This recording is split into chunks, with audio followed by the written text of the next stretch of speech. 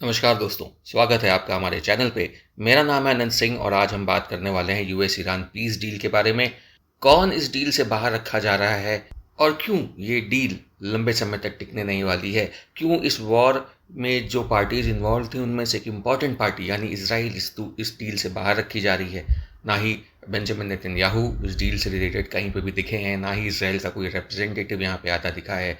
Plus इस video के and में मैं आपको एक ऐसी थ्योरी के बारे में बताने वाला हूँ जो इस मामले की पूरी अंडरस्टैंडिंग को आपके बदल के रख देगी। उस थ्योरी के बारे में शायद ही इस समय कोई यूट्यूब पे डिस्कस कर रहा होगा। तो चलिए इस वीडियो को शुरू करते हैं।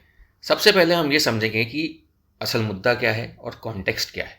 तो एक हिस्टोरिक डील हो रही है यूएस और ईरान के बीच में। सब जगह इसी डील के चर्चे हैं कि यूएस ईरान पीस डील हो रही है। एक एमओयू साइन हुआ है जिसके बेसिस पे 60 दिन तक नेगोशिएशन चलेंगे और अलग अलग मुद्दे उस पर नेगोशिएट किए जाएंगे और एक डील वर्कआउट की जाएगी ताकि ये लड़ाई ख़त्म हो सके और एक अलग अलग जो दोनों देशों के बीच जो इश्यूज़ हैं वो रिजॉल्व हो सके। हालांकि इस डील और इसको लेके जो भी प्रयास चल रहे हैं, जो मीटिंग्स के दौर चल रहे हैं, चाहे वो मीडिएटर्स हों, पाकिस्तान मीडिएट कर रहा हो या कतर मीडिएट कर रहा हो, अलग अलग जगह जो मीटिंग्स हो रही हैं, एक पार्टी इन सभी मीटिंग से मिसिंग है और वो है इसराइल और इसराइल के प्राइम मिनिस्टर बेंजामिन नेतन्याहू। ना ही बेंजामिन नेतन्याहू किसी मीटिंग में खुद आए हैं, ना ही इसराइल का कोई रिप्रेजेंटेटिव वहाँ आया है, क्योंकि इसराइल ने साफ साफ इस डील को मानने से मना कर दिया है। क्या इसराइल को इसके लिए इस डील से बाहर रख दिया गया है? क्योंकि इसराइल के लिए ये एक सीधे तौर पे उसकी नेशनल सिक्योरिटी के लिए एक थ्रेट है। तो इसराइल तो इस डील को नहीं मानने वाला और अमेरिका भी ये जानता था कि इसराइल के साथ मिलकर ये पीस डील कभी हो नहीं पाएगी। तो अगर ये डील करनी है, क्योंकि अमेरिका को नुकसान तो हो रहा था, अमेरिका कुछ मेजर एक्शन ईरान के अगेंस्ट नहीं ले पा रहा था। होल हार्टेडली मैं मानता हूँ कि अमेरिका ने इस लड़ाई को नहीं लड़ा है। डोनाल्ड ट्रंप की वजह से अमेरिकन आर्मी का मोराल डाउन हुआ है। डोनाल्ड ट्रंप की वजह से अमेरिका को पीछे हटना पड़ा है, वरना अमेरिका के पास ऐसी कैपेबिलिटी ना हो कि वो ईरान को हरा सके, ये मानना बहुत ही मुश्किल है। हाँ, ये लड़ाई लंबी चलती, शायद 1 साल 2 साल खिंचती, इन्हें ट्रूप्स ग्राउंड पे उतारने पड़ते, उसके बिना हवा से बमबारी करके और मिसाइल मार के ये लड़ाई तो ऑब्वियसली नहीं जीती जा सकती थी, क्योंकि ईरान ने दशकों से तैयारी की है इस लम्हे की और इस लड़ाई की। लेकिन डोनाल्ड ट्रंप प्रेशर में आ गए, इलेक्शन है उनके यहाँ भी, प्राइसेस बढ़ रहे थे ऑयल एंड गैस के सब जगह, मिडिल ईस्ट में उनके जितने बेसिस थे हिट हो रहे थे, उनके एलाइज हिट हो रहे थे।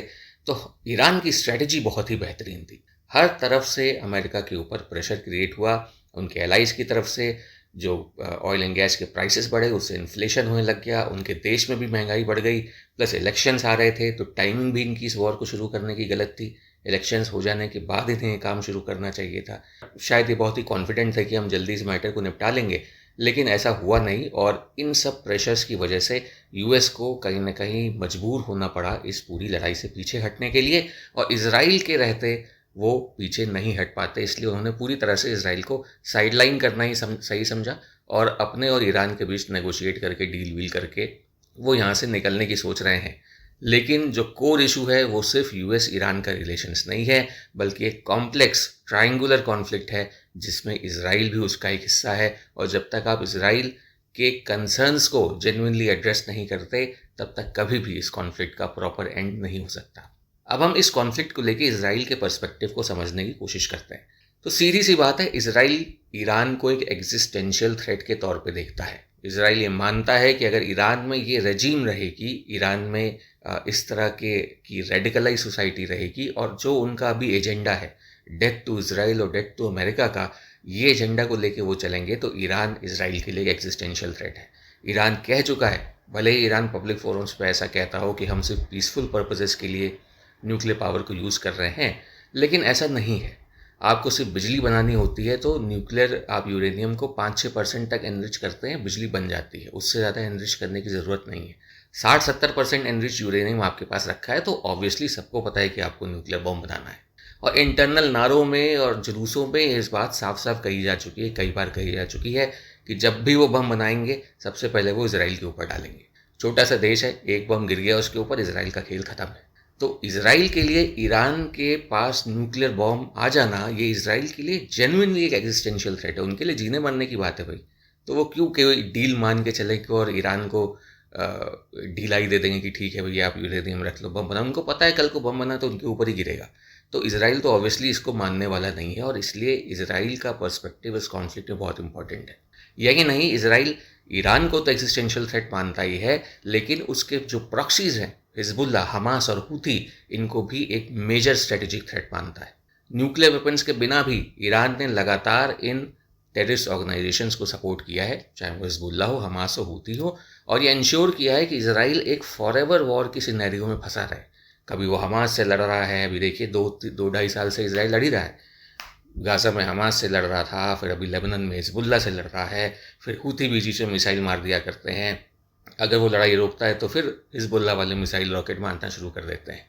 तो इन प्रॉक्सी से लड़ने से बेहतर ये था, जो इजराइल के स्ट्रेटेजिस्ट और ऑब्वियसली बहुत से जियोपॉलिटिकल एनालिस्ट कई बार कह चुके हैं कि to permanently solve this problem you have to cut off the hydra's head.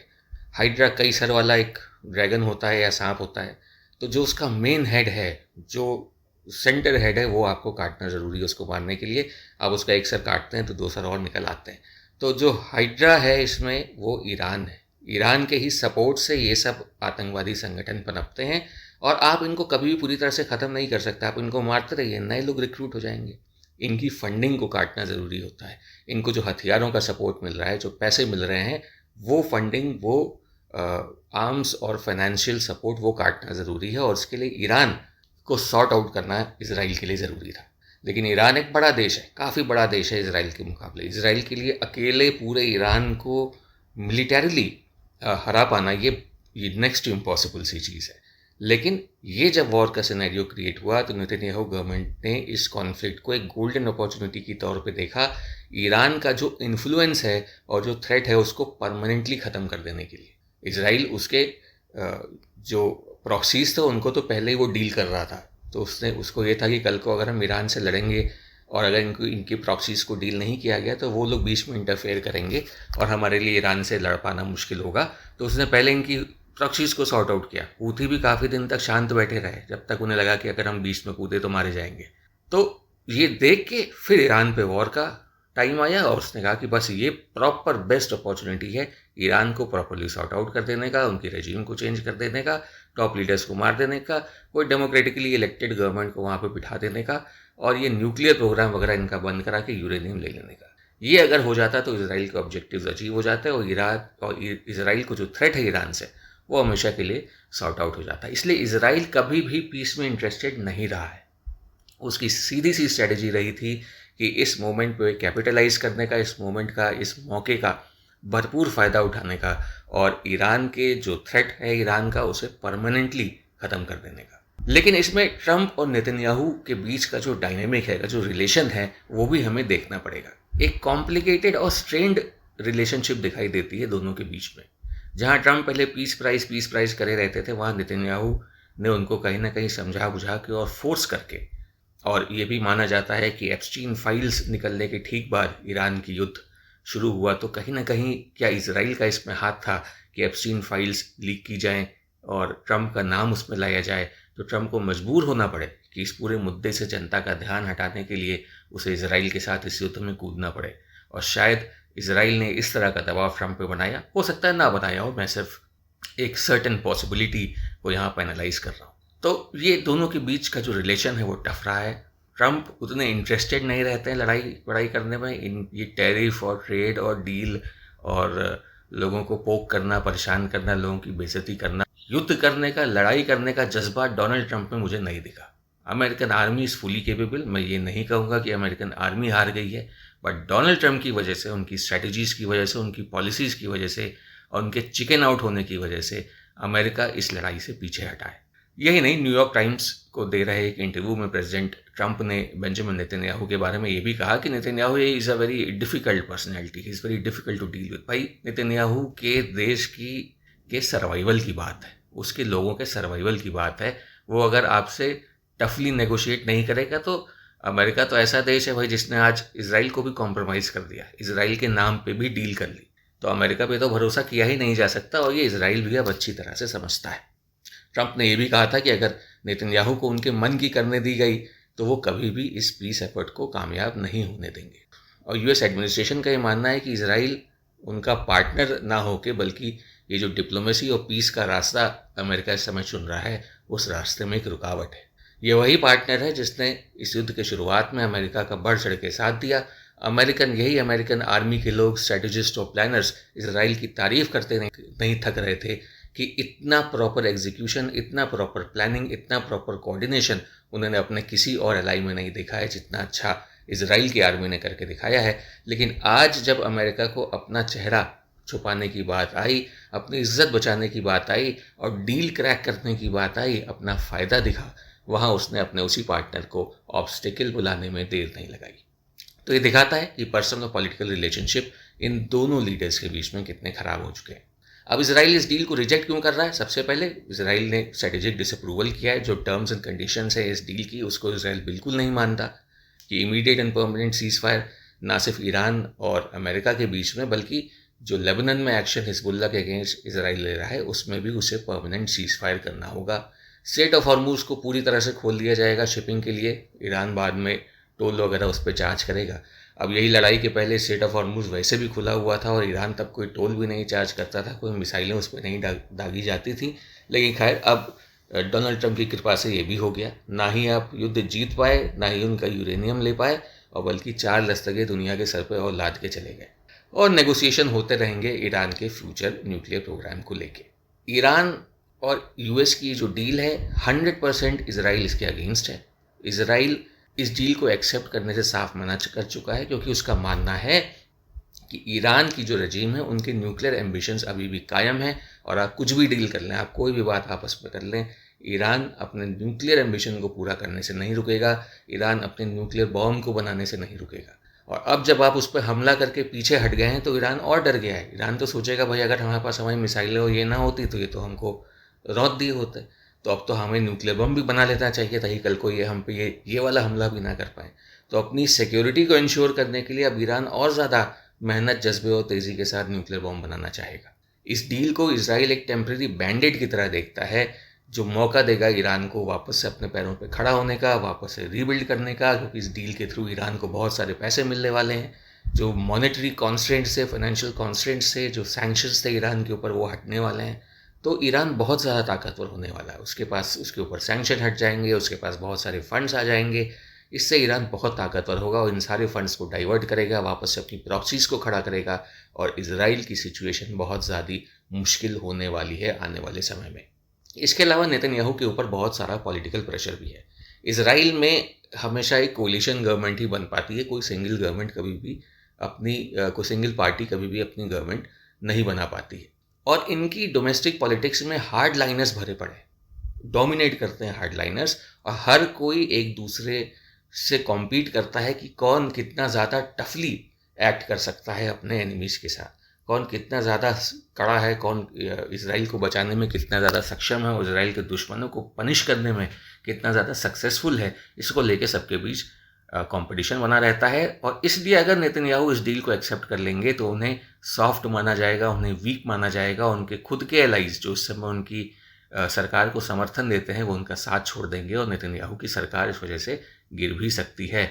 इसके अलावा ट्रंप ने एक स्टेटमेंट भी कहा इजराइल को लेके, एक ऑनेस्ट रिमार्क दिया जिन्हें हम थ्रेट के तौर पे भी देख सकते हैं। ट्रंप ने कहा कि यूएस के इंटरवेंशन के बिना इजराइल शायद अभी तक बच भी ना पाता और ईरान के पास न्यूक्लियर बॉम्ब भी आ गया होता, और अगर यूएस ना होता तो इजराइल अभी जो डोमिनेंट पोजीशन में है मिडिल ईस्ट में वहाँ कभी ना होता, शायद इजराइल का एग्जिस्टेंस ही ख़त्म हो गया होता। इजराइल जैसे देश के लिए जो हमेशा से अपनी संप्रभुता के लिए लड़ते आया है, जो कई देशों से लड़ता रहा है, एक फाइटिंग कंट्री के लिए ऐसे रिमार्क्स उनके लिए बहुत ही ज़्यादा डिस्पैरेजिंग है, बहुत ही ज़्यादा डिमिनिशिंग है। इजराइल के सम्मान को ठेस पहुंची है, ये कहा जा सकता है। इसके अलावा ये भी सुनने में आया था, रूमर्स आए थे कि नेतन्याहू और ट्रंप के बीच एक फ़ोन कॉल हुई थी, और ऐसी फ़ोन कॉल्स 2-3 हो चुकी हैं, बट एक पर्टिकुलर फ़ोन कॉल थी जिसमें सरेआम इन लोग के बीच खूब गाली गलौच हुई है, बहुत तीखे शब्दों का प्रयोग किया गया है एक दूसरे के खिलाफ। और इजराइल का ये मानना है कि ये जो हरकत अमेरिका कर रहा है ये बहुत ही प्रोवोकेटिव है। अब आते हैं हम एक ऐसी थ्योरी के बारे में जिसे द जियोपॉलिटिकल चेस गेम कहा जाता है। उसके बारे में बहुत शायद ही कोई जिक्र करता हो, बहुत कम लोग जिक्र करता हो, कि मैंने नहीं सुना था। बट ये माना जाता है कि हो सकता है यूएस जानबूझ के ईरान नाम के इस खतरे को मिडिल ईस्ट में जिंदा रखना चाहता है। एक्सपर्ट्स कहते हैं कि यूएस एक पेड पुलिस की तरह गल्फ नेशंस में अपनी प्रेजेंस को मेंटेन करना चाहता है। अगर यूएस पूरी तरह से ईरान के थ्रेट को न्यूट्रलाइज कर देगा तो गल्फ में जो देश हैं उनको फिर अमेरिका के प्रोटेक्शन की ज़रूरत ही नहीं महसूस होगी, और अगर उन्हें अमेरिका की प्रोटेक्शन की ज़रूरत नहीं महसूस होगी तो अमेरिकन बेसिस जो वहाँ पे हैं, अमेरिकन फंडिंग जो वहाँ पे आती है, अमेरिका की मिलिट्री और इकोनॉमिक प्रेजेंस जो वहाँ पे है, वो कमज़ोर होने लग जाएगी। ठीक है, एक ईरान जब कमज़ोर हो जाएगा तो इससे ओपेक भी और ज़्यादा ताकतवर हो जाएगा, जिससे वो फर्दर ऑयल के प्राइसेस को और स्ट्रांगली कंट्रोल कर पाएगा, जो यूएस के इकोनॉमिक इंटरेस्ट को भी नुकसान पहुंचाएंगे। तो हो सकता है कि यूएस जानबूझ के भी ईरान के ये जो खतरे वाला फैक्टर है इसको जिंदा रखना चाहता है, ताकि मिडिल ईस्ट में अमेरिका अपनी मिलिट्री और इकोनॉमिक प्रेजेंस बना के रखे। हालांकि जिस तरह से डोनाल्ड ट्रंप ने यूएस आर्मी की और यूएस मिलिट्री स्ट्रेंथ की, मिलिट्री माइट की नाक कटवाई है इस लड़ाई में, अब हमें ये देखने को मिल रहा है कि ये लड़ाई हारने के बाद भी यूएस का प्रभाव मिडिल ईस्ट से कम होने वाला है। मिडिल ईस्टर्न कंट्रीज अब खुल के आपस में बात कर रहे हैं कि उन्हें अब एक नए डायनेमिक मिलिट्री अरेंजमेंट की ज़रूरत है, एक नए कोलिशन सिनेरियो की ज़रूरत है, जहां वो आपस में मिलके एक दूसरे की रक्षा करेंगे, ईरान के साथ अपने रिलेशंस को इम्प्रूव करेंगे, और हो सकता है यहाँ पे चाइना और रशिया का इन्फ्लुएंस भी बढ़े। इस पीस डील की बात की जाए तो इसमें बहुत सारे खतरे भी हैं, बहुत सारी कमियां भी हैं, जो फर्दर इजराइल को इस पीस डील से दूर रख रही हैं। सबसे पहले इसमें कोई गारंटीज नहीं है, कोई गारंटी नहीं है। आप जो भी चीज़ ईरान से कह रहे हैं वो करेगा कि नहीं करेगा, ये इंश्योर करने का आपके पास कोई रास्ता नहीं है। डील को फोर्स किया जा रहा है लोगों पे, खास करके इसराइल के ऊपर, बिना इसराइल से पूछे। इसराइल जो कि इस पूरी लड़ाई का एक इम्पॉर्टेंट स्टेक होल्डर है, इसराइल को ही मेन खतरा है ईरान से। ईरान अमेरिका के ऊपर मिसाइल नहीं फेंकने वाला, मिसाइल वो फेंकने वाला इसराइल के ऊपर। जिसको मेन खतरा है, जो पार्टी इस युद्ध में लड़ी है, आप उसी को इस नेगोशिएशन की टेबल पे नहीं बैठा रहे हैं, तो ये एक फोर्स डील है जिसमें कोई कंसेंसस नहीं है, और इसलिए ये डील टिक पाना, इस डील का टिक पाना बहुत ही ज़्यादा मुश्किल है। यूएस ने हालांकि ईरान को अल्टीमेटम दिया है कि अगर समय पे आप डील साइन नहीं करेंगे तो हम आप पे मिलिट्री अटैक शुरू कर देंगे, लेकिन ईरान बहुत ही ज़्यादा एम्बोल्डन हो चुका है। ईरान अब साफ साफ यूएस को चुनौती दे रहा है। उसे पता है कि उसको क्या करना है, मिडिल ईस्टर्न कंट्रीज़ को हिट करना है, ऑयल एंड गैस इंफ्रास्ट्रक्चर को हिट करना है, स्ट्रेट ऑफ हॉर्मुज को बंद कर देना है, और ज़रूरत पड़े तो हूथीज़ को बोल के बाब अल मंडेब का स्ट्रेट भी बंद कर देना है, और अमेरिका अपने आप घुटनों पे आ जाएगा। और जब तक ईरान अपने प्रॉक्सीज को सपोर्ट करता रहेगा, इसराइल के ऊपर वो खतरा बना रहेगा, और इसलिए सीज फायर बिल्कुल ही टेम्प्रेरी होने वाला है। क्योंकि कल को कोई भी, अब अगर लेबनान में सीज फायर इस एमओयू का एक कंडीशन है, तो कल को अगर हिजबुल्लाह इसराइल के ऊपर रॉकेट फायर कर देता है तो क्या इसराइल चुप बैठेगा? क्या इसराइल को चुप बैठना चाहिए? नहीं, वो वापस रिटेलिएट करेगा, और जैसे ही वो रिटेलिएट करेगा ये सीज फायर टूट जाएगा।